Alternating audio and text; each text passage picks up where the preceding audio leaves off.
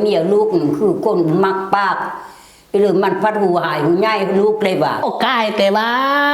มันไปบ้านอื่นมันเฮ็ดทำท่าหูความเด้เฮ็ดสะเงียมเคียมคมเฮ็ดบ่ปากบ่เบาความเป็นจริงว่าแต่เขาเฮือนมาปึ๊บบ่สันป้าที่โทมันจะเอากระเดิมาความเบาความหวาอันความล้านมันล่าแต่เสาหันคำพุ่นธรรมดาแล้วความบูหานสบานนั่นมีเมียลาเก่งมีบุญ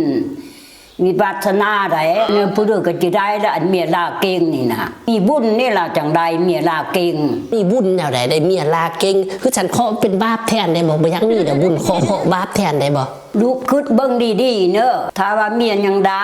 ถ้าว่าเมียยังหายถ้าว่าเมียยังหึงถ้าว่าเมียยังหวงแสดงว่าเขายังฮักเขาฮักก็จึงด่าเขาบ่ล่ามือใดแสดงว่าเขาเปลี่ยนแปลงแม่นบ่เปลี่ยนแปลงเปลี่ยนหาหรือมีแต่เขาสิเปลี่ยนพวกนั่นแหละที่นี่หั่นน่ะบัดที่เพิ่นนั่นลาเฮามับเฮาเป็นผู้ชายเขาบ่เคยเครียดได้บัดเฮาหายขึ้นอันนึงประสันป้าที่โทนาคดนางอปานว่าอันอีสังนี่แทนที่มันสิมางอเฮาเด้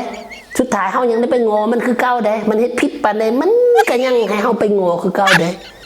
ธรรมดาแล้วผู้หญิงเจอหน่วยเครียดง่ายผู้หญิง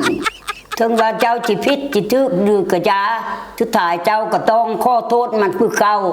เมียทึกเสมอเอาจะสู้เอาได้เอาขี้บีทีนี่ไปเฮ้ยเมียท่าไปเฮ้ยเมียใส่จะเฮ้ยเมียงามมาครีมบีทีมาให้อย่างครีมบีทีมันช่วยอย่างเรื่องครีมบีทีนี่ได้เป็นซิวเป็นฟ้าเป็นกะเป็นเม่นเอาอันนี้ไปใส่หน้าบ่โซบ่ใส่เอาตัวนี้ไปใส่แม่นคักผู้หญิงก็ใส่ได้ผู้ชายก็ใส่ดีนี่อย่าลืมเนอะครีมบีทีเนอะ